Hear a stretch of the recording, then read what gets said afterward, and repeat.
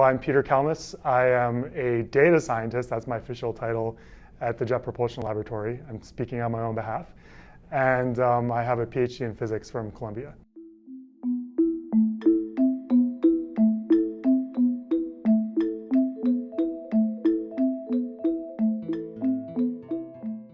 I use the phrase global heating to describe the fact that the planet is getting hotter. It's about 1.1 degrees Celsius hotter than it should be right now, than it was before humans started heating it up by emitting greenhouse gases. And climate change, I don't even really use that phrase anymore. I usually say climate breakdown. So we're burning fossil fuels, which is the main thing that we're doing to make the planet get hotter. And we're emitting these things called greenhouse gases into the atmosphere, which are basically radiatively active molecules that block outgoing infrared radiation. So there's all this sunlight streaming into the planet, which heats it up. Of course, you can feel it on a sunny day. And then to stay in an energy balance, the Earth emits an equal amount of radiation back into space in the form of lower frequency infrared radiation.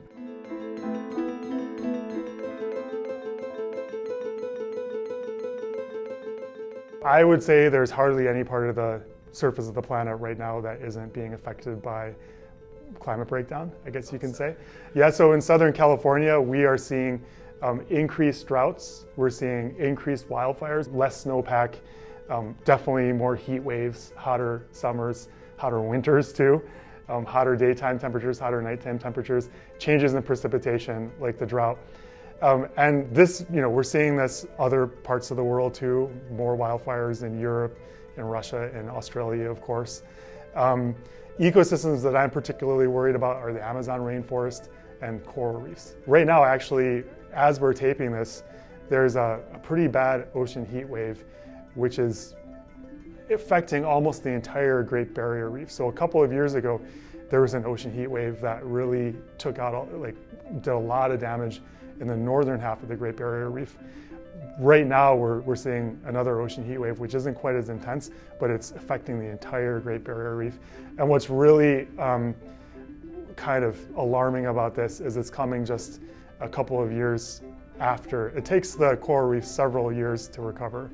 And so we're seeing year after year now, ocean heat waves affecting the reefs. So we might be living through a tipping point right now in terms of the planet's coral reefs.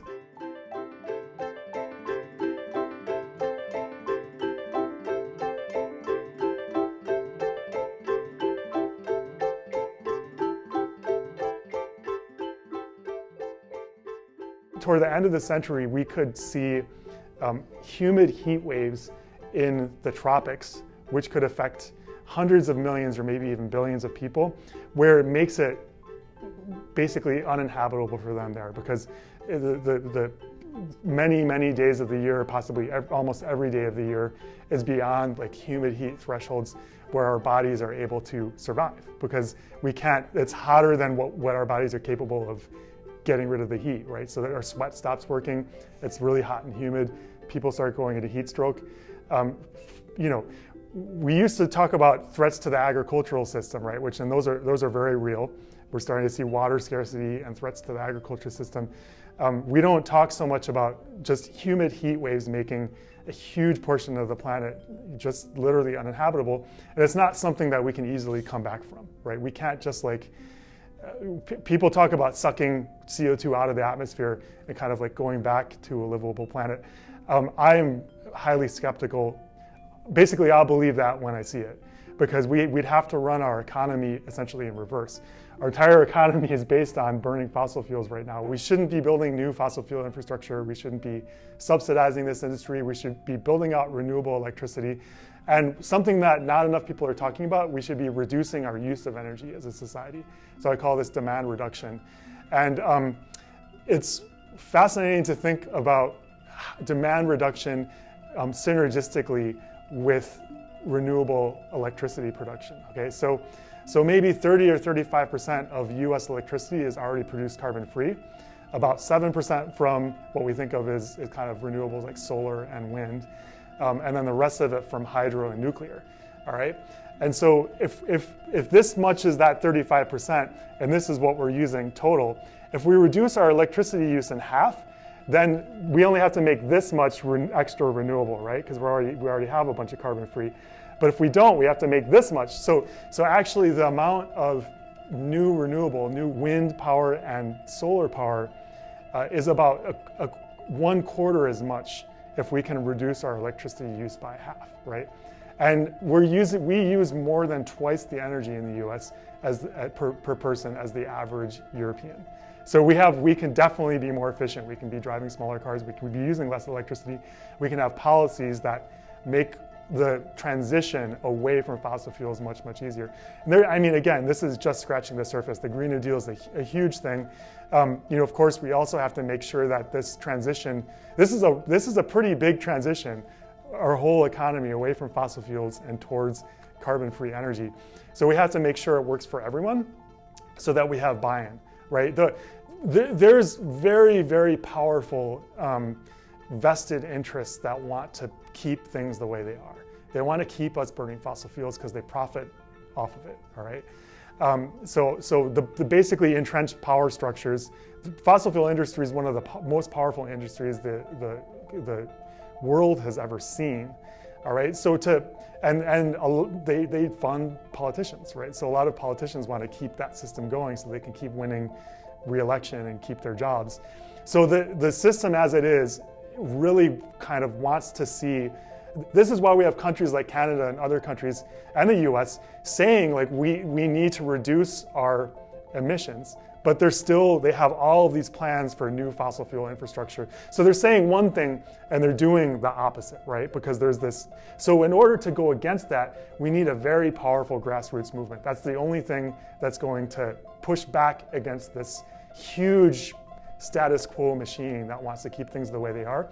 To get that powerful grassroots climate movement, we need this transition to work for everyone, not just, for example, like rich people or middle-class people.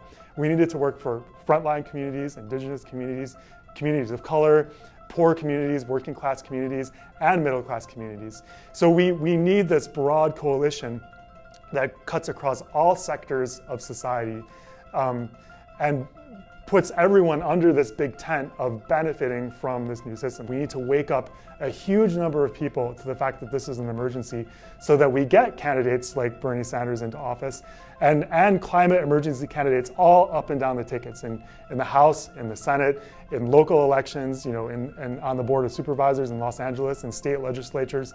So we need climate emergency candidates, from the dog catcher all the way up to the president and in the United Nations. Then we'll start seeing policies emerge like the Green New Deal that I was talking about.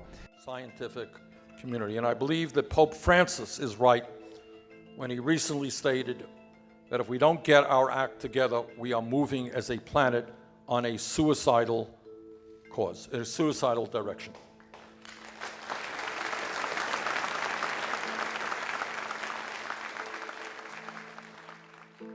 Fridays for Future is an international sort of movement that was started by Greta Thunberg's original climate strikes in October of 2018, which spread around the world.